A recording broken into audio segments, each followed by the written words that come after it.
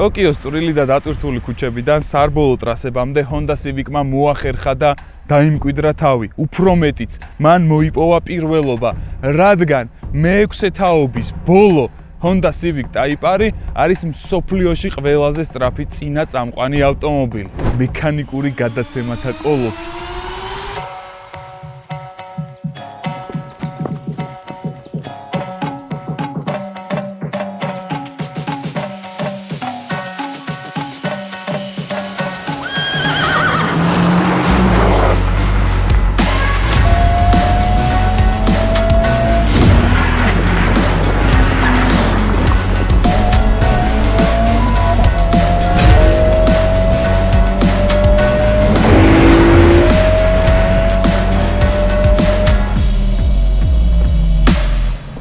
ეს უბრალოდ Honda Civic-ი არ არის. თქვენს წინაშეა მე-6 თაობის Type R, რომელიც Honda-მ თავიდან წარმოიდგინა და ლეგენდა კიდევ ერთხელ მე-6-ჯერ შემოგთავაზა. მოდი დავიწყოთ ამ ავტომობილის გაცნობა მისი ძრავით, რომელიც არის 2 ლიტრიანი, ტურბინირებული, რა თქმა უნდა. გამოიმუშავებს 325 ცხენის ძალას და 420 ნიუტონ-მეტრს. ამ ავტომობილზე შეცვლილია მხოლოდ შემშვები, intake-ი, ანუ და intercooler-ი და ამის ხარჯზე დაახლოებით 350 ცხენი უკვე არის. აი ეს პლუსი აქვს ტურბინირებულ ძრავას, რომ ძალიან მარტივად შეგიძლია გაზარდო ცხენის ძალები.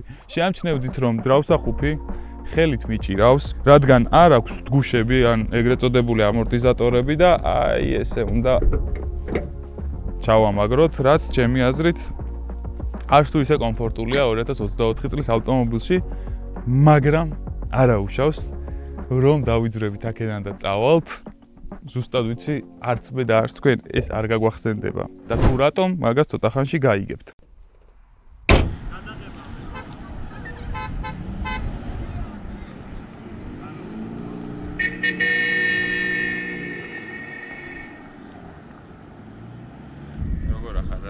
სანამ ექსტერიერის განხილვაზე გადავალთ, გეტყვით, რომ ეს არ არის სტანდარტული Type R, ეს არის Type R-ებში კიდევ უფრო ლიმიტირებული და კიდევ უფრო განსაკუთრებული, ეს არის JAS, ანუ JAS Motorsport-ი. JAS Motorsport-ი არის Honda-ს პარტნიორი TCR-ში და მათი ესეთი ურთიერთობის აღსანიშნავად, ასე ვთქვათ, გამოუშვეს სულ რაღაც 100 ცალი Type R და მხოლოდ ევროპის ბაზრისთვის და ამასიდან ერთი არის დღეს ჩვენს ხელში და წარმოგიდგენთ ჩვენს YouTube არხზე, ასე რომ გამოიწერეთ არხი, მოიწონეთ ვიდეო, სექტემბრის ბოლომდე 30,000-ზე უნდა ავიდეთ და ჩემი მხრიდანაც კარგი ამბავი მოხდება. ავტომობილი წინა თაობასთან შედარებით ბევრად უფრო გაიზარდა, დაიხვეწა, სხვათა შორის გადაღებული გვაქვს წინა თაობა და რაღაც მიზეზების გამო იმ ვიდეომ ზის შუქი ვერ იხილა, არა და გადაღებული გვაქვს როდის იცით? მხოლოდ ერთი იყო საქართველოში წინა თაობის Type R. ისიც იგივე პიროვნების ავტომობილი იყო და აქედანაც დიდი მადლობა მინდა გადაუხადო ამ ავტომობილის პატრონს დობისთვის. წინა თაობა იყო ცოტა უფრო ისეთი ბავშვური, ცოტა უფრო აი underground ორში რომ მანქანას დაატუნინგებ, ეგეთი ტიპი იყო. აი Honda-ს პატრონები ძველ Honda-ებს რასაც უშვებოდნენ, ის უქნა ქარხნულად Honda-მ წინა თაობას და აქ უკვე დაიხვეწა ყველაფერი. ზედმეტი არაფერი არ გვხვდება დიზაინში და ეს ძალიან კარგია. რაც უნდა კონდეს ესეთი სტილის hatchbacks, ვფიქრობ, რომ ამ მანქანაში იდეალურად აქვს. ერთადერთი რაც არის დამატებული და ქარხნულად არ მოყვება არის ტუჩი წინ კარბონის, რომელიც ძალიან მოუხდა და ასევე დისკები, რომელიც პატრონმა შეცვალა და ასევე ძალიან მოუხდა. დანარჩენი რასაც უყურებთ, ყველაფერი არის ქარხნული, უბრალოდ გადაკრული აქვს ავტომობილს დამცავი ფირი და უფრო მეტად პრიალებს, იმიტომ რომ ეს მიკრონები ემატება, როდესაც დამცავ ფირს ვაკრავთ ავტომობილზე და ასევე გადაკრული აქვს სახურავზე კარბონის ეფექტით ფირი. ფერი ძალიან მაგარია და ვფიქრობ Type R-ის 5 ფერიდან, რომელიც არის თეთრი, ლურჯი, წითელი, რუხი და შავი. წითელი არის ტოპი, ყველაზე მიმზიდველია ალბათ და თეთრი შეიძლება, იმიტომ რომ Championship White მაინც არის Honda საფირმო ფერი. Ayrton Senna-ს ეძღვნება და რაღაც აი ამ მემკვიდრეობის ამბავში შეიძლება რომ თეთრიც აირჩიო, მაგრამ ეს არის ალბათ ყველაზე ისეთი ხასიათს რომ უხდება ამ ავტომობილის ისეთი ფერი. წინა თაობასთან შედარებით ყველაფერი ძალიან გაუმჯობესებული, დახვეწილია და ლამაზია. ახლა კი მინდა რომ გადავიდეთ უკან და უკანაც შევაფასოთ ეს ავტომობილი. უკანამაშუქების დიზაინი ძალიან მომწონს, განსაკუთრებით აი ეს გადაბმული ნაწილი. ქვემოთ გვაქვს 3 გამშვები, სხვათა შორის 2 მუშაობს სპორტში და მესამე უკვე ტაიპერ მოუც, როდესაც ჩავრთავთ, მაშინ იღვიძებთ. გვაქვს უზარმაზარი სპოილერი. უკნიდან იდეაში ბევრი სალაპარაკო არაფერია და ზოგადად დიზაინი ამ ავტომობილის არის ბევრად მინიმალისტური ვიდრე წინათაობის. გარდა იმისა, რომ Honda Civic ტაიპერი არასტანდარტული ასოცირდება ავტოსპორტთან, ასოცირდება იმ ყველაფერთან, რაც არის მსუბუქი სპორტული ავტომობილიდან მოსალოდნელი, ეს მანქანა არის 1400 კილო დაახლოებით. გარდა ამისა, ასევე ასოცირდება პრაქტიკულობასთან. ანუ ამ მანქანას ყიდულობს ის ადამიანი, რომელსაც ჭირდება ყოველდღიური ავტომობილი, ყოველდღიური პრაქტიკულობა და თან უნდა რომ სახლიდან სამსახურამდე, ან სადაც არ უნდა მიდიოდეს იქამდე და იქედან მერე სახლში იყოს ბედნიერი და იყოს მომღიმარი სულ და იყოს პოზიტიური. ეს მანქანა მაგ ყველაფერს გაძლევს. პრაქტიკულობას რაც შეეხება, საკმაოდ ტევადი საბარგული გვაქვს, მთელი ოჯახი ჩაატევს ბარგს და წახვალთ დასასვენებლად. და გზაში კიდე ვიღაცებს მაგრადაც გაასწრებთ. ინტერიერიდან პირველ რიგში შეგახსენებთ იმას, რომ Lambos ვიდეოში დავაანონსე, რომ ვიყიდე მანქანა, მაინტერესებს ვინ გამოიცნობდა ზუსტ მოდელს. ძალიან მიახლოებული პასუხები იყო, მაგრამ ზუსტი მოდელი და მოდიფიკაცია ჯერ არავის გამოუცნია, ასე რომ დაწერეთ კომენტარებში ისევ თქვენი აზრი. დანარჩენს რაც შეეხება ძალიან მალე გეტყვით, იმიტომ რომ ერთი სული მაქვს გადავიდეთ ამ ავტომობილის მართვაზე. ინტერიერში ყველაფერი გამოიყურება ისევე მინიმალისტურად, როგორც გარედან. ძალიან მომწონს აი ეს ერთიანი დიზაინი, რომლის უკანაც იმალება ჰაერის ავენტილაციოები, არაფერი ზედმეტად არ ყვირის და ყველაფერი არის საკმაოდ დახვეწილი, როგორც შეიძლება რომ ამ კლასის მანქანას ჰქონდეს იმის ფონზე. ძალიან სასიამოვნო შეგრძნება აქვს აი ამ სიჩქარეების გადამრთველს, აქვე მაქვს სulis რეჟიმების არჩევა, მაქვს 3 რეჟიმი, კომფორტი, სპორტი და ინდივიდუალი, ხოლო მეოთხე უკვე არის R+, რომელსაც ცალკე თავისი ღილაკი აქვს, როგორც M-ს. რაც ყველაზე მეტად მაკლია, განსაკუთრებით მაშინ, როდესაც მექანიკური გადაცემათა კოლოფი მაქვს არის ხელის მუხრუჭი მექანიკური, მაგრამ გვაქვს ელექტრო, რაც ამწუხაროა. გვაქვს ალკანტარას საჭე, რომელიც შეგიძლიათ ტყავით შეუკვეთოთ, ეს არის უკვე ოპშენალი და გვაქვს საჭეზე დატანილი ჯასპორტის ლოგო და გვეუბნება, რომ ეს ავტომობილი არის 34-100-დან. ყველაზე დიდი მინუსი ინტერიერს რაც აქვს ის არის, რომ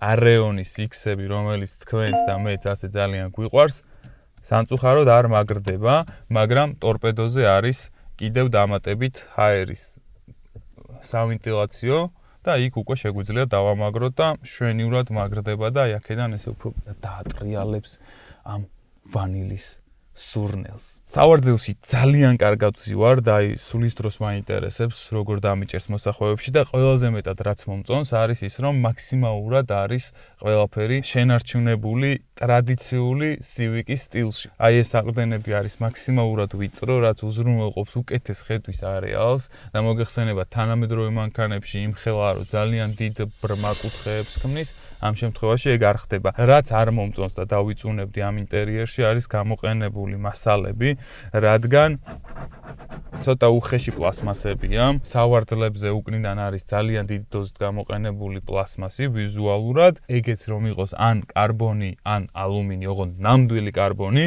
და არა ფეიქი წინათაობისგან განსხვავებით, ჩემთვის უკეთესი იქნებოდა. თუმცა Honda არ გეუბნება იმას, რომ არის პრემიუმ ავტომობილი, Honda გეუბნება იმას, რომ არის საიმედო, ერთგული, გამძლე და ტაიპერი შემთხვევაში უკვე გვემატება სწრაფი და სახალისო. ახლა კი დროა რომ წავიდე და გადავიდე ავტომობილით სვლაზე, რადგან ძალიან მომწყინდა აკოფნა. წავედით. 1 2 და 3.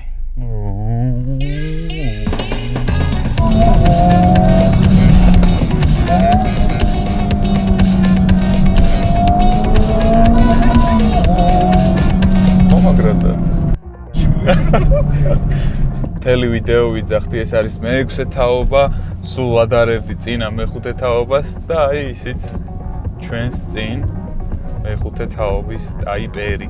კიდევ ერთხელ დავრწმუნდი, რომ პირველ რიგში ძალიან კარგი ვიზუალური მეხსიერება მაქვს და მეორე რომ მართალი ვიყავი, აი ზედმეტად გადატვირთული დიზაინი აქვს.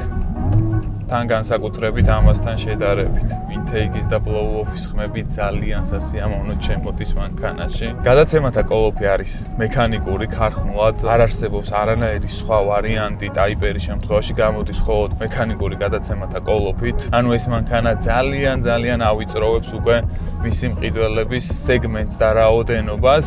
იქიდან გამომდინარე, რომ დღეს ძალიან ბევრმა ადამიანმა უკვე აღარც კი იცის მექანიკური კოლოფით ავტომობილების მართვა და ამის მართვის მოწმობაც კი არ აქვთ. შესაბამისად, ეს არის ნამდვილად მოყვარულებისთვის, ენთუზიასტებისთვის შექმნილი მოდელი. რაც გამოარჩევს ამ ავტომობილს მისი კონკურენტებისგან, არის ის, რომ მსგავსი მექანიკური გადაცემათა კოლოფი არც ერთი მისი კონკურენტი მოდელის შემთხვევაში არ გვხვდება. აქვს ავტომატური რევმეჩები. ახლა პირველში გადავიტანე და სანამ კონუს ფეხს აუშვებ, უკვე ბრუნებს თვითონ ურჩევს ავტომობილი. ძალიან მაგრად მუშაობს, ძალიან კარგი სისტემაა. ეს ავტორევმეჩი ძალიან მომწონს. ზოგადად თლიანად გადაცემათა კოლოფი და სიჩქარის გადართვით დაწყებული, აჩქარებით, დამუხრუჭებით, დაუნშიფტით თუ აპშიფტით. აი ამ ყველაფრით ძალიან სასიამოვნო და სპორტულ შეგრძნებებს იწვევს. აი იდეალურად უხვევს. ზუსტად იქ მიდის, სადაც გინდა რომ წავიდეს. ზუსტად. პატარა კარტინგია. ოღონდ წინა წამყვანი.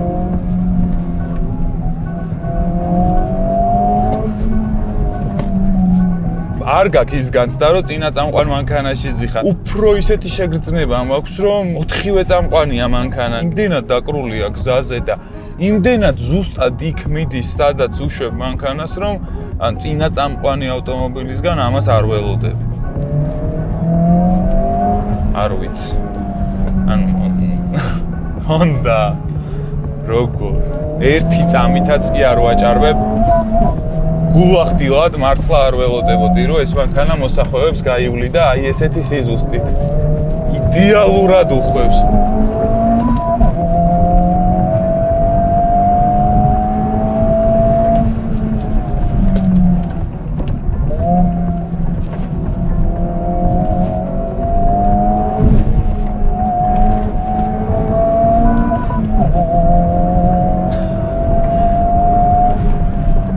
საოცრება.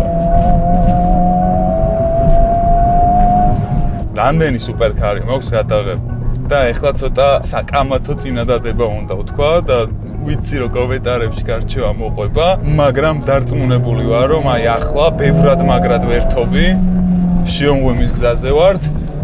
აი ამ მოსახვევებით ბევრად მაგრად ვერთობი და ბევრად დიდ სიამოვნებას ვიღებ, ვიდრე ეხლა აქ რომ ყოფილიყავი, თუნდაც Ferrari-თ ან Lambo-თი, რომლებიც ბოლო პერიოდში გადავიღე. დღეს მე და ჩემი გუნდის წევრები ვსაუბრობდით, რომ ეს მანქანა ღირს $60,000, ნუ საშუალოდ პლუს მინუს, ეგრე დაგიჯდებათ, რომ იყიდოთ, ჩამოიყვანოთ. აი რამდენი რაღაცის ყიდვა შეიძლება $60,000-ად. AMG GTS-იც განვიხილეთ, M-ები განვიხილეთ, Audi სხვადასხვა მოდელები განვიხილეთ. განვიხილეთ, რომ ორი მანქანა იყიდო ამ ფასში და ასე შემდეგ. მაგრამ როგორც კი გამოვედი გზაზე, ესე ვერც M-ით ვერ გამოვივლიდი ამ გზებს და ვერც AMG GTS-ით, ამას ვამბობ ძალიან ხმამაღლა და თამამად. კი შეიძლება იმითი უფრო გაერთო, გვერდულად გამოიარო, ისრიალო, რაღაც ბოლი გაუშვა და უფრო მეტი დრამა გაქვს იქ და მე ყველაფერი ძალიან მიყვარს, მაგრამ აქ არის ის რაღაცა განსაკუთრებული სიზუსტის შეგრძნება, რომელიც სხვაგან არ მეორდება. და აი ზუსტად ამიტომ არის Honda Type-R ასეთი განსაკუთრებული ავტომობილი.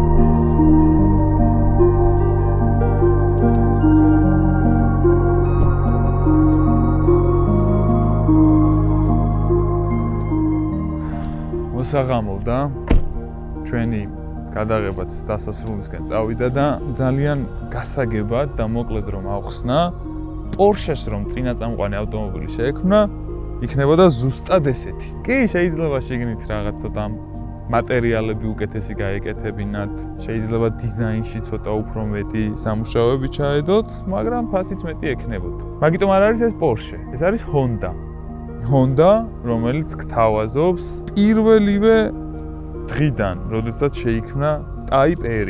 პოზიტივს, სიმსუბუქეს, სილაღეს, დარწმუნებული ვარ, ვისაც Honda-სთან ურთიერთობა ქონია, ყველა ძალიან კარგად გამიგებს. ერთია, როდესაც მანქანა არის სწრაფი და მეორე არის, როდესაც ის მსუბუქია. ეს მანქანა არის მსუბუქი, აქვს საკმარისი ძალა და ეს ორი ერთად დააგენერირებს განუმეორებელ შეგრძნებებს. მანქანა, რომელიც შეგიძლია ყოველდღიურად გამოიყენო, ოჯახს მოახმარო, ასე ვთქვათ და იგივე მანქანით ქარსითიც კი არ მოხსნა უკანა სავარძლიდან და შეხვიდე ტრეკზე და ძალიან ბევრი სუპერკარი ნაწყენი დატოვა. დანარჩენი უკვე თქვენი გადასაწყვეტია, ღირს თუ არა თქვენთვის ეს ფასი ეს ავტომობილი და კომენტარებში გამანდეთ თქვენი აზრი იგივე ბიუჯეტში და უშუალოდ თქვენ რა ავტომობილს შეიძენით. მე ძალიან მომწონს ეს მანქანა და ის ფაქტი ძალიან მომწონს, რომ ძალიან ტიტულოვანი მანქანაა. ზოგადად Honda ავტოსპორტთან ასოცირდება და ეს მანქანაც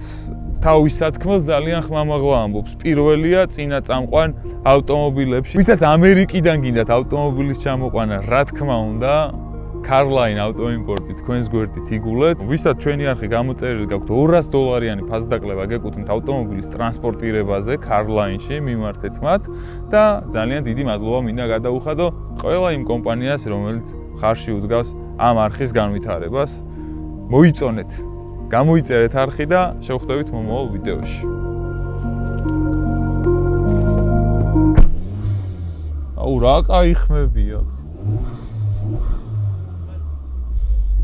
ხო, როგორი კეთილი ვარა ჩვენ ახლა. მორჩა გადაიღეთ, კაი. მიდი ეს ცხენები გამოვრეკოთ აქეთ.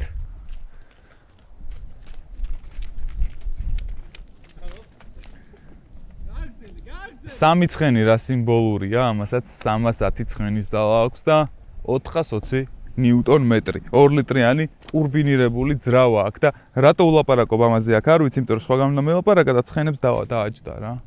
ვადონო! ხოთე დამშიფტი ხო.